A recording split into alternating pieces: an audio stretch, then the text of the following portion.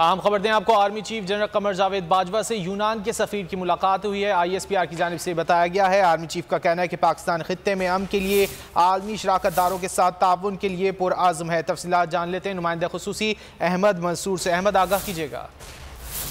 देखें, army chief general Qamar Javed Bajwa ने ये कहा है कि पाकिस्तान हर किस्म की इंटरनेशनल सियाहत, खेल और कारोबारी सरगर्मियों के लिए ये महफूज मुल्क है और पाकिस्तान खित्ते में अमन के लिए जो आलमी शराकतदार हैं उनके साथ ताउन के लिए पुरअज़म है।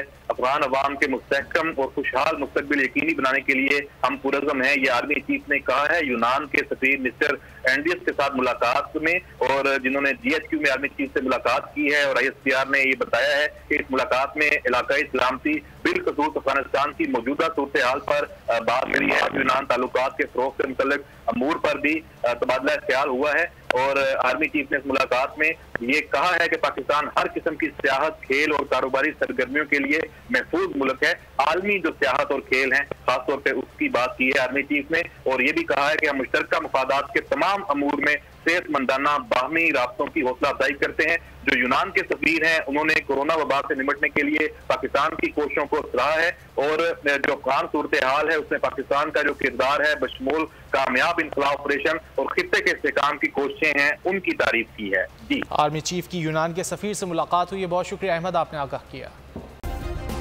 सब्सक्राइब करें और बेल दबाएं ताकि कोई खबर रह न जाए।